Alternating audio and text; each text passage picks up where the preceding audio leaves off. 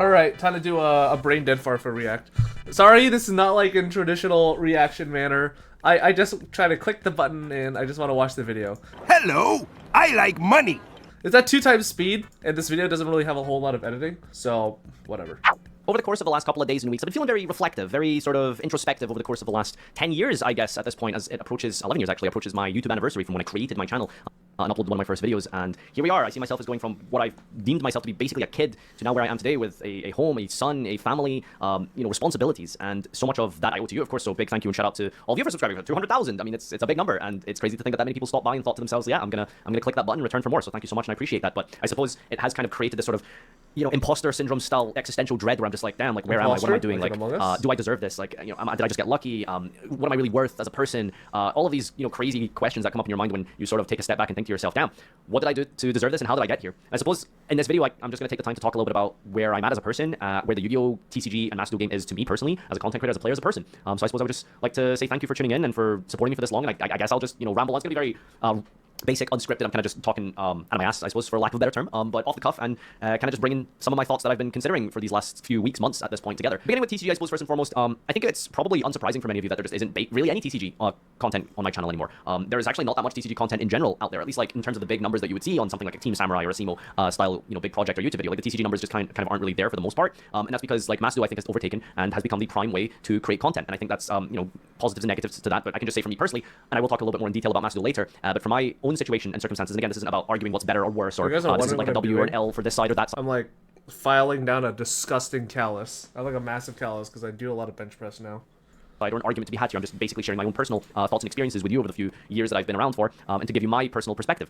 So I think that there's a few reasons why TCG for me personally has not worked out anymore, and I think one of that is logistics. And I think it's so much easier to just get in a group call with the wonky quartet and just bang some games out on Master Duel, come up with cool ideas to run by each other and stuff like that. And I just don't think TCG has that capacity because you're gonna have to like set up a remote duel station. You have to go buy the cards, they gotta arrive, you gotta sleeve them up, you gotta have the setup, the filming procedure, and all that kind of thing. Logistically, it just makes more sense to just hop on Master Duel. Of course, you can play simulators online for the TCG, and some people do that. But I think with regards to the numbers and the performances, it's quite clear that Master Duel in general is just sort of the way that you guys prefer to consume your Yu-Gi-Oh media, which is understandable. It's a great platform. But for me personally, logistically, that's kind of what made sense. I guess the next aspect is in terms of the competitive sphere, so just as a player, like why am I... So like, again, like it is way easier if you want to just like have a good time as a viewer to watch Master Duel content.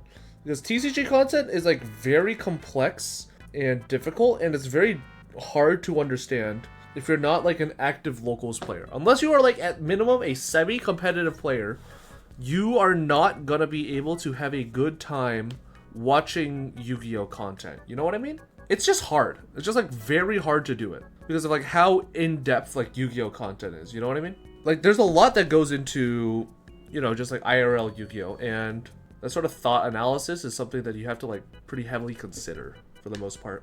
In terms of like, you can't really show a casual fan like a Tenpai versus like Fiendsmith match, because people aren't gonna understand like, oh, what's this? Oh, what's this? Oh, what's this? Unless like those archetypes are like very popular in Master Duel, you know what I mean? Like in Master Duel, you could just basically dick around and do whatever you want in regards to like making content. But TCG content is just like, here's meta, or like here's Cross Banless Cup, have fun. I'm not playing the game anymore, despite the fact that I'm no longer contracted as a freelancer with Konami to do all of their events and create content for their boxes and stuff like that anymore. For those of you who were under a rock or whatever and missed out on that whole little thing, basically, creative differences, I can't really go into the details, but, you want, like, someone to be a content creator for your company that's gonna be nice and happy and everything is lovely and awesome, and I guess that's, I suppose, not really me, and so... Damn, rest in peace. So perhaps it was time for me to go into a different direction, and I suppose that's kind of what happened there. So the point I'm trying to bring up with that is that while working alongside Konami, I was doing all the casting and stuff for the events and commentating the YCS, and that was a great experience, fantastic thing to do. But as someone who has, won locals and regionals and topped a major event, the only real goal and logical endpoint to then take your competitive spirit forward into would be something like a YCS. And if you're working the YCS instead of competing at them, you kind of lose that competitive drive and edge. And so over the last few years, TCG has definitely taken a back burner for me personally, and content creation with Master Duel has been the priority. And I think it's interesting that you can see this being the case with a couple of other content creators. And I think the biggest ones that come to my mind specifically is someone like Simo and DZ. You guys probably recall for a few years ago that they would have these meta breakdowns and discussions on cards and all that kind of stuff that would be relevant to the competitive aspect of Yu-Gi-Oh at the time. But over the course of however long, they basically just quit. Like speaking to them personally and stuff, like they just quit. Like they just don't play TCG. There wasn't like this big song and dance. There wasn't like a goodbye video. Shoutouts to like Galactic God, if you remember that back in the day. That's a name you probably haven't heard in a while. I'm a never say never kind of person, so I'm not going to say, hey guys, I'm dropping the TCG, I'm not playing again, I'm quitting. That's it. as much as I would have liked to have done that, honestly, over the course of the last few months, specifically, particularly last year during Snake Eye format, it's just not really something that is my personality. If I find a format or an event that I think looks cool or something, I'll probably attend and I'll try my best to do what I can there. But I think going back to logistics, a lot of TCG is quite hard to do that for where I'm at as a person personally these days, because I'm a father now. I've got responsibilities. It's hard to justify hundreds on a card that draws 2 when my opponent enters the extra deck, etc., etc. Right? This is a discussion debate we've had hundreds of millions of times. I'm not going to go into the details and stuff. We don't need to talk about the positives and aspects. I'm just giving you my personal perspective into where I'm at as an adult. Yeah, like Yu-Gi-Oh is a very expensive, time-consuming hobby that I think a lot of people who do play this game seriously and this is like their main thing, kind of fail to understand, but can get very easily wrapped up in and fail to understand that other people may have different priorities in their life. You can kind of see it in like Yu-Gi-Oh, like for an easy example, but you kind of see it in like a lot of nerd hobbies, where people who get hyper obsessed with like a hobby or a thing in their life, they will just go down like an extremely dark path and be like way more toxic. That's why like League players are toxic, because it's all they have. Like you'll notice that like the most toxic League players are never like normal people or like people with like jobs. It's always like cretins who just like get out of high school or get out of college, play like 16 hours a day and like go to bed at like 5 a.m. You know what I mean? And the same is like kind of Yu-Gi-Oh. Yeah, like I don't have a family responsibility, but other hobbies have my, yeah, like we just want to do like other stuff. Some of us just want to, I don't know, like go on vacations. Some of us want to travel. Some of us want to like do like normal shit. Like people are just like, but what if like, take care of our families? And some of us are like, but I gotta buy 7 of Tachyon. You know what I mean? Like, okay. As a responsible person who has people that depend on him, I don't think I see the logical value in that type of transaction. Farfa, hire me. Keeping up with the TCG, especially with how fast the TCG I feel like has been moving, from core set to core set, side set to side set to side set, there's always like a new tech card, there's a new staple, there's a new deck. So collecting all of these different engines and spending thousands over the course of a season, I just don't think is a practical endeavor for myself personally, and I don't think makes my content better, so I'm just not going to do it. It's kind of like a lose-lose. It doesn't make my content more interesting and better, and I mean it could, I guess, if I really put the time effort into it, but that's a big, large cost associated with that. But at the same time, it's just like, I kind of just like prefer the gameplay of being online more so than anything, which is interesting because now we're talking a little bit about gameplay. So gameplay-wise, I think the game is actually in a better state than it's ever been. It's funny because for all the criticisms that I just gave Modern Yu-Gi-Oh! At this point, it's hilarious because TCG specifically has gotten actually really good now. It's kind of been dialed back a lot. You can kind of see like there are very deliberate design decisions made with things like yugioh that are sort of kind of trying to take the game in a little bit of a different direction. You'll notice that some of these newer decks are actually easier to play, easier to jump into, lower in power level than we've ever had, and way more accessible, particularly in the case of Blue Eyes, which is... Okay. I would not say that it is lower in power level. Like, you could say like, oh, like yugioh, like it doesn't have the ability instead of like negates or anything or whatever. And then like Mitsurugi came out and people started playing yugioh Mitsurugi. And then people were like, oh, well, the engine's bricky and like it's not that good. And like at YCS Vegas, we saw like the Big Jaws Drake Shark combo, where like in yugioh, if you have the 7th Ascension stuff, you could like, the TLDR is you can 7th Tachyon or 7th Ascension to get into 7th Tachyon. You reveal Ragna 0 and then you add Surface Big Jaws to your hand because it's like a level 4 water. How does 7th Ascension work again? Same type or attribute? Yeah. And then you go like, because you activated a spell to get the Big Jaws, you like summon the Big Jaws, and then Big Jaws searches Drake Shark, and then because Drake Shark's popular, you summon it, and then you make fucking Bahamut Toad. And I was like, it's technically lower power level than Snake Eyes, no. Yeah, but that's like saying like, yeah, it's not as good as Tier. Like, yeah, of fucking course not. Like, these decks are like the most disgustingly designed things of like all time. Like, Snake Eye has, like, how many ban list hits because of it? Just because, like, a nuclear bomb is still weaker than an orbital laser. It's still a fucking nuclear bomb.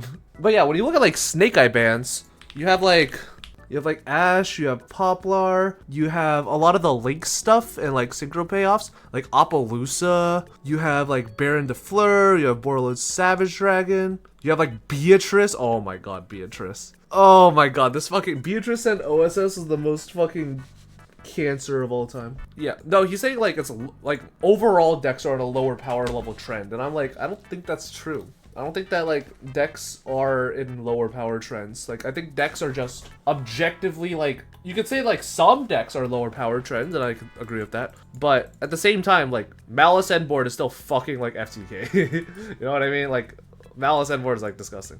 funny because, as I was saying, I could have made a video at some point talking about how I'm going to quit TCG. It's not working for me anymore. I can't afford it. The logistics aren't there, and I'm not interested anymore. However, of all things, would you believe Blue Eyes is the thing that sucked me back in? And that's because the Blue Eyes structure deck is just one of the greatest products ever made in Yu-Gi-Oh! It is a healthy, interactive deck. It has so many good cards and staples inside of it. You literally have a playable deck out of the box, minus like a handful of cheap extra deck cards. And it's good gameplay. Like it's fun gameplay. It's meta. It's competitive. It can top events. It got top 4 to YCS recently. So seeing this be the standard going forward would be an incredible thing for the TCG, and definitely. It's really funny how it's like, yeah, Blue Eyes is like a good deck, and then you remember it's like matchup into yugioh is like unwinnable. Oh my god. It's so funny how everyone, I don't know why people like hype up like Blue Eyes so much. Like, look at this top cut. There's like one Blue Eyes player. I lied. There were 4. It was like Vlad and like 3 other people. This shit was like unplayable. Like, you might as well just play Mermail or Voice or Bisteel. What the fuck is Bisteel? Is it just like Lubellion in a dream?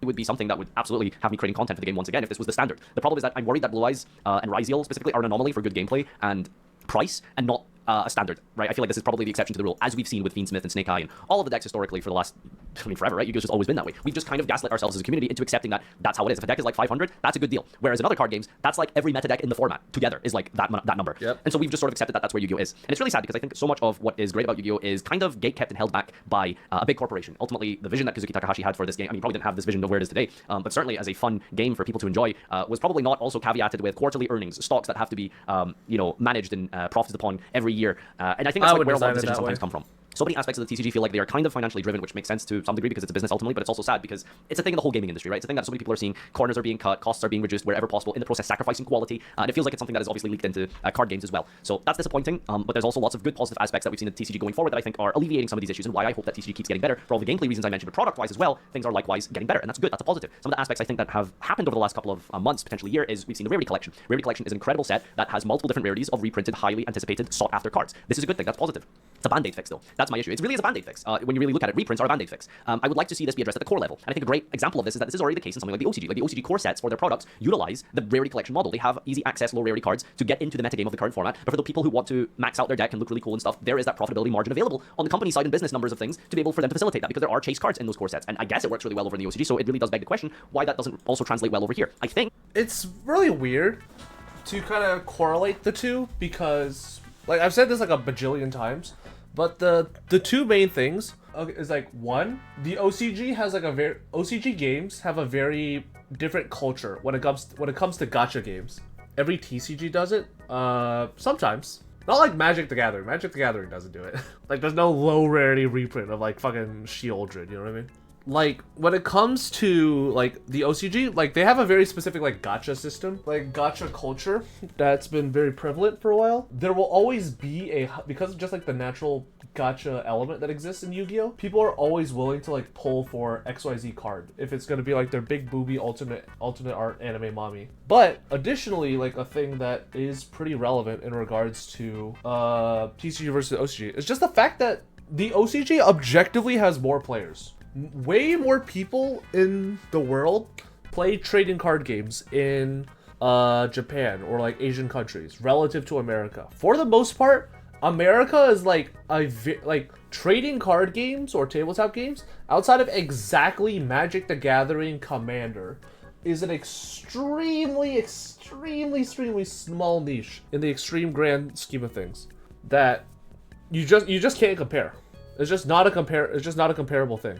And, you could say like, oh, like, reprint sets are like really good. What happens with like these reprint sets is like, because everything is super duper low rarity and like easy to get, not a lot of people are going to buy product. The only people who will like end up buying product are like exactly vendors. There's no incentivization for people to buy reprint sets, because reprint sets just do not do well. That is just the reality. Reprint sets, like, people only, like, think of like Duel Devastator. Duel Devastator is like a really good example of a set that was like amazing that just did not do well. And you may think like, oh, but it had like a bunch of like hand trap reprints or whatever. The main problem is like, you only ever had to buy 3 of them, and even if you did, and even if you wanted literally every card in the set, like it would be probably cheaper to just get like 75% of like the actual relevant cards off of a vendor who's selling it for like what 60% of the cost and who's got it for like way cheaper. Like it's just a set that does not like these sets are just sets that are not meant for consumers to like crack open and buy. These are sets that are meant for competitive metagames and for competitive players. And competitive players, sure, they'll spend like $1,000 each on a deck, but after that, like how many people show up to a YCS? Like 2,000? That's like $200,000 in profit, maybe? Konami's like a multi-million dollar company. Multi-billion dollar company, actually. They want people to be shredding open cases like left and right. And if they make a product that is not designed to be mass opened or is very easy to buy very little of, stores like Konami's gonna lose their bottom line, and like local card stores will just suffer as a whole. It's at least potentially coming. That's what Rarity Collection was setting up itself for, right? We've had, I think, 3 or 4 now. We're getting another one soon. Fastest reprint we've seen of Staple Secret in a long time. It will also be announced in the next quarter century Stampede or Bonanza, whatever it's called. That's a good thing. That's a positive thing. After this many sets of the Rarity Collection, now with QCRs being done away with and replaced with Starlights, I think they said, or whatever the announcement was for Battles of Revenge, it would be really insane and cool for this to be the standard going forward in core sets, to make the game more accessible, to make the game more better to get into at the entry level price-wise and gameplay-wise, as we've seen with some of the deck designs and philosophies of the cards this past year. All good things. But again, I'm apprehensive because I guess I'm quite cynical and negative in that way, but I'll see it when I believe it. I'm hoping that this is setting a precedent for a good future for the TCG when it comes to this kind of stuff.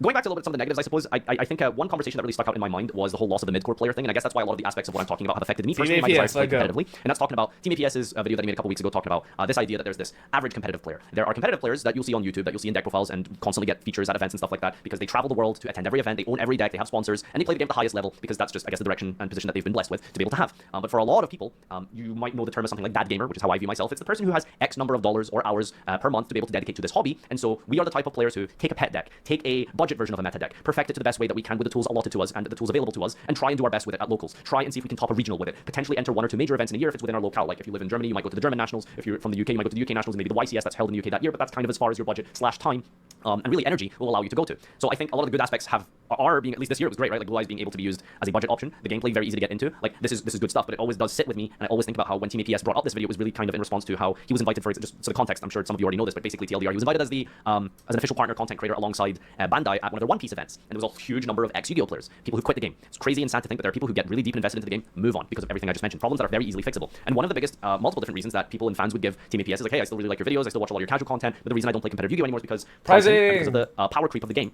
And that's kind of like one of the issues with TCG that I feel like it hasn't really come to terms with. It doesn't feel like the TCG has fixed this eternal problem of sell new set by making stronger card. And then you just repeat this ad infinitum until the game sort of falls in on itself. And we saw this really culminate into the biggest issues that we saw last year with the power of things like Yubel, Snake Eye, with the pricing of those decks, and with the gameplay of. Oh my god. Whenever I like hear people talk about Yubel, it's like a core memory I had to like lock away from myself. I played Labyrinth during that format because Labyrinth was like, I'm not even joking. I think Labyrinth, if I went to every YCS where Snake Eye and Yubel were the best decks, I can very easily say I could have topped. I could very easily say I would have at minimum topped 1 to 3 events. Labyrinth was so fucking good if you knew how to play it. If you knew how to play Labyrinth and you just like kind of like said your prayers and said like, with God as my witness, let my opponents not open Ash Blossom. Labyrinth was like so good. But at the same time, you played the math variant. Yeah, math lab was like unbeatable sometimes. The Snake Eye board couldn't beat it, and if you were playing against it on like Yubel, it's even like harder to beat. Yeah, I think this is actually the exact list I like played for a year straight. You just could not lose. Like if your opponent made like Verugius, you would summon like Lovely Lab and then win. You would summon Lovely Lab and then it's like, oh, you have no response, Trap Trick. Oh, no response, you can't respond. Activate simultaneous equation cannon. Wipe the board. And the Yubel player has like 4 banished Yubel names. It's like, well shit, I'm fucked. This card was awful though. I don't know why I played it. This should have been like anything else. What the fuck? This side deck was like horrible. I needed to like actually fix this, but it was like good enough. But what was I even talking about again? Oh yeah. Yubel was just like so brain locked away that whatever I remember like at a regional, like at a YCS, I think. my friend was like, oh yeah, like, oh damn, I lost a yugioh. I'm like, oh yeah, like that's rough. It's like basically a pseudo FTK deck. What were you playing? Mermail. I'm like, what the fuck are you complaining about? You're also playing an FTK deck. Like shit, what do you want? You're playing fucking Dice Roll Simulator at Vegas. Go to like the fucking tables at that point. Those decks. And so many of these players would complain about all of these aspects and say, you know, I really used to like Yu-Gi-Oh, but then things got out of hand in 2018 as an example with Firewall Dragon, as some of you guys recall, with the dangers. And it's like, how are they addressing this issue? What are they doing to fix this? And I think that's a big question that needs to be addressed long term. For now, I can say that where things are currently, I like it. I'm having a good time playing TCG. It's crazy that Blue Eyes of all decks is the thing that sucked me back in, but I guess it's almost poetic that an old boomer as myself would be brought back in via the virtually invincible destructive engine that is Blue Eyes. And so it's great because that's what you want. I feel like business-wise is the poster child of your game, the nostalgia, the audience of people like me, people who grew up with the game, or people who like the anime, or people who see Yu-Gi-Oh as this fun, like, artistic expression rather than this sort of competitive game where you have Blue Eyes as a meta-competitive deck. Yubel was a great addition to that. Yubel was a good example of that. The problem with Yubel was that the gameplay didn't really lend itself any positives. In fact, it encapsulated so much of what is wrong with modern Yu-Gi-Oh, or what is the biggest complaints leveled at modern Yu-Gi-Oh. Turn length, unbreakable boards. That is like the two number one complaints alongside one another of what people don't like about playing Yu-Gi-Oh. It's turn length, and it's the power of the end boards, right? Going second sucks. And so a lot of these issues in TCG, I think, are being addressed. They are getting better, especially with this format we've seen. But like I said, I'm hoping that this format isn't just an anomaly, but is a standard practice going forward, and we do start to see more low-to-the-floor decks, lower ceilings, more interactive gameplay, and hopefully that'll be the standard for TCG going forward. All right, that's enough about TCG. I suppose let's talk about Macedo. Macedo is really interesting because, obviously, I'm at the behest of Macedo. Regardless of what I say here, I'm always going to be at the mercy of the performance and interest that you have in Macedo. If you don't like Macedo, I don't make as much, I can't make as much good content, I don't make as much money, and I don't, and I have to have a panic and existential crisis over whether or not I can provide, right? So Macedo, it's really important for me that Macedo does well, naturally, right? That's just the reality for all of your favorite content creators. So I want the game to be good, naturally. I'm very well invested in this discussion. I guess, like, I mean, there's no point really bringing this up, but I think it's funny to talk about how we look at the release of Macedo, this big opportunity for Konami to have brought in potentially 1 million players from returning to new players, and the format they introduced them to was Eldritch Stun, VFD Turbo Virtual World, and Drytron/Animancipator pseudo FTK. Like, that is... Oh my god. On release, Master Duel was, like, unplayable. If you... It was, like, the least fun anything. Like, it was crazy. Like, the launch of Master Duel, not only was it, like, buggy as fuck and ranked, and there was only ranked mode, and there was, like, no casual mode, and ranked mode didn't even go that high. It only went up to Plat 1. It was just like, here's a bunch of bullshit, bro. Have fun. Like, what the fuck? What were people supposed to do? Like, oh my god. Like, I'm just gonna fucking shoot myself if I lose a dice roll ever. It's the game that these people got into. You would get your starter deck, the dragon starter deck or whatever, you know, you normal summon Luster Dragon, and then your opponent goes Alpha Pitch Zeta. Like, it is insane to me to think that Macedo basically came out in a beta mode. I'm convinced at this point. I don't even think it's past the conspiracy at this stage. We can see with the advent of the rated system, the new ranks in Macedo, it's like, this feels like systems that should have been in the place from the release in the beginning of the game. Why was that not in the game at the start? I don't understand, because it took so long for it to come out afterwards. Anyway, that's neither here nor there, but I just feel like that should have been Macedo's standard going forward. So, when I think about Macedo's release and where we are now, it just makes me think, as a digital landscape, there is this aspect of Macedo where it feels like a sandbox, and so much of that sandbox gameplay and fun comes from, I feel like a lot of what we do as content creators, and maybe some of you as well, copy some of those ideas or just participate in that with your friends, which is like you kind of make your own fun. Yes, there is the rank system, but I don't know how much rank can keep you really entertained, and especially like long term. And we're kind of in the long term now, Rank so 3 is years and fucking still just log in and play ranked. I get that, but it just feels like as a digital landscape, there is potential for so much more here. I think about Magic and how... The thing about Yu-Gi-Oh! Ranked is that for the most part, you don't get anything out of it. It's not like League of Legends where... Thank you, Kazman, for the follow. It's not like League of Legends where, you know, there's like Challenger and there's like a defined, like, hard number of like people in the Challenger tier. You can say like, you know, rated duels are like kind of like that, but, you know, it only lasts for like a month, and seeing like your progress just be like kind of shit on, and like you have to go all the way back to like Diamond 5 or like Master 5 just to have to regrind like all of those games again. It's like miserable. It's a very like unfun experience to have like a ranked reset. Like every other fucking month, or like literally in Master Duel every month. And additionally, like, you don't get anything from it because it's not like an actually like skill testing thing, which you can say like, oh, Stevie, it's like you're wrong and you're dumb and stupid. And, like, Yu-Gi-Oh does take skill. Like, yes, it does take skill, but on the other hand, you could give like an above average player like me, you could just give me like fucking 10 pi. And then like your match history will basically just be like all wins outside of the like the one game where you open 0-10 pi names, and the one game where you just got bored and left. Like, Yu-Gi-Oh is a game that like ladder systems are games that are designed to be, if you have a ladder system, it should definitely be skill tested. Like, variance should be eliminated as much as possible, but unfortunately, Yu-Gi-Oh! Is just designed with so much variance in mind that best of one formats feel like a fucking joke. Arena has the drafting system, which is fairly popular. I think about how Arena in Hearthstone, back in the day when Crip and stuff was streaming, and how big and popular that was. Battlegrounds in Hearthstone. Can you imagine that the most popular aspect of Hearthstone is a different game that isn't constructed? How Commander is the same in Magic? What's the next big thing for Yu-Gi-Oh? What is the next big, like, you know, format If or it was way to play the game? These are lying. experiments, and these are things that can be done in Masdo because it's digital, because it's online. I think there's a lot of potential for design space there. And speaking of design space as well, say what you want about Snake Eye. I think one of the coolest things they've ever done in Masdo was the release of Promethean Princess. We're not talking about the game mechanics, we're not talking about the balancing of the card. I'm talking about the concept of releasing a card that is technically, I guess, was a Masdo exclusive, and then it was released simultaneously in the TCG and the OCG. To me, I think that's like such a cool thing. The fact that Masdo could have this. Until today, I don't really get and understand why Masdo is TCG, but also not TCG, but has some elements of OCG. We always joke about how, between myself and Josh, where like, when we were looking at the ban lists, I think maybe like last year, we talk about the predictions and stuff we had for Masdo, and Pearly would come up.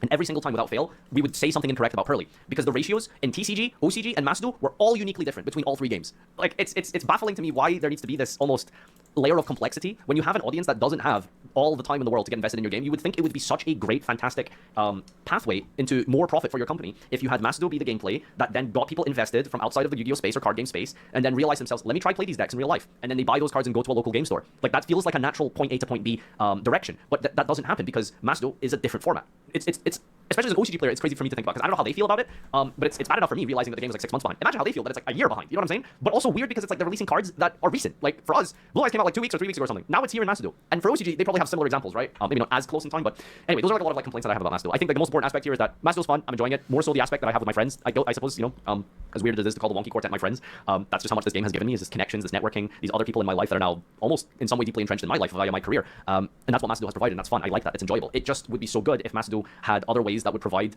elements that had players to be able to experience their own fun in ways they like, other than just constructed, advanced, ranked mode, and that's it. Yes, we've been getting... Like, yeah, it is, like, kind of crazy that the most popular series of, like, Master Duel, it's not, like, Masochist or, like, anything like that. It's literally just here's MBT and friends, like, just, like, dicking around. And, like, there's stupid custom game mode. And it's like, yeah, like, you could argue that, like, you know, they're playing Yu-Gi-Oh! Or they're playing, like, or, like, the equivalent of, like, a Magic the Gathering draft.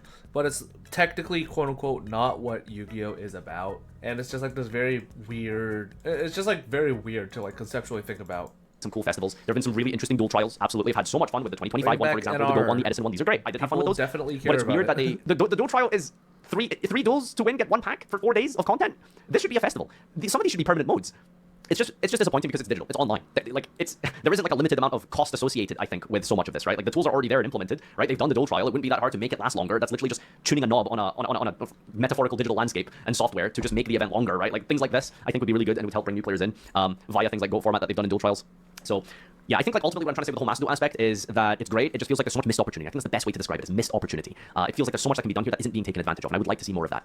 On the personal side of things, of course, like, you know, I said, 200k subscribers is unbelievable. It's a ridiculous number. I can't thank you enough for choosing to not only view a video, but then having the desire to then be like, I want to see more of you, and I like what you're doing, so I'm going to subscribe. Like that, like, kind of means a lot in that way, and that's a huge thing, so thank you. And yeah, it's such a big thing. So on the personal side of things, it's weird, right? Like, I love this and I love what I do, but it's also kind of like, man, where would I be without this? What would I be doing without this? What other skills do I have? What can I offer to the world? And am I really just going to be here, like, making haha funny, like, replay content forever? What do I see myself doing 5 years from now? What type of videos do I want to keep working on? I'm curious to know what type of things you guys have been watching over the last few years from myself, and what you've been enjoying, what's been really doing well for you, what you've personally connected with, what's helped. Yeah, that's one of the main reasons why, like this may be like a very big surprise to a lot of you. But Yu-Gi-Oh! Is not my main hobby or job.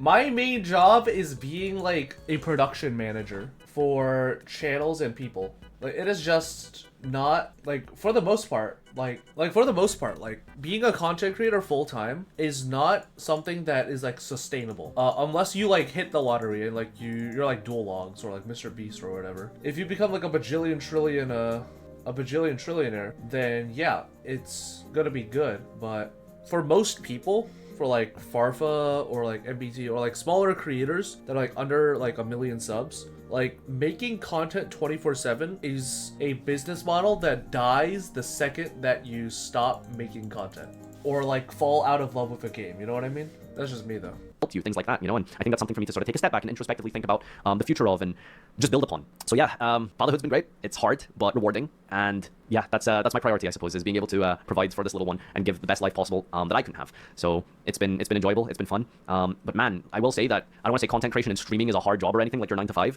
but I will say that mentally there are days where things weigh down on you, man. It's imagine putting yourself in a position where for over 10 years, you are reading comments from people telling you what they think about you.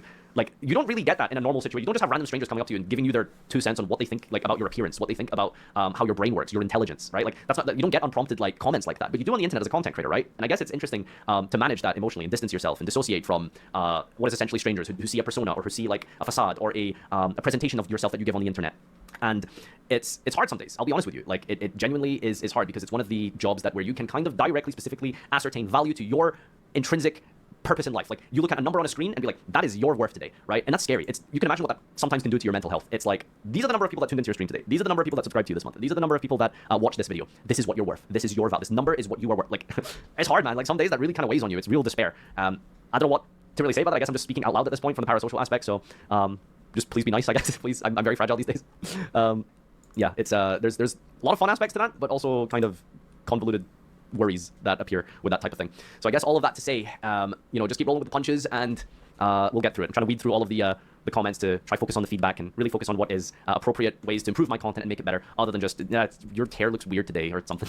Anyway, thanks so much for tuning in. I hope this was not too rambly and ranty, but I think ultimately I did want to get a little bit of my thoughts out there over the course of this past decade plus that I've been online. Thank you so much for tuning in and for continuing to tune in. Lots of cool, fun content planned over the next few months, and I'll see you guys in the next one. Take care.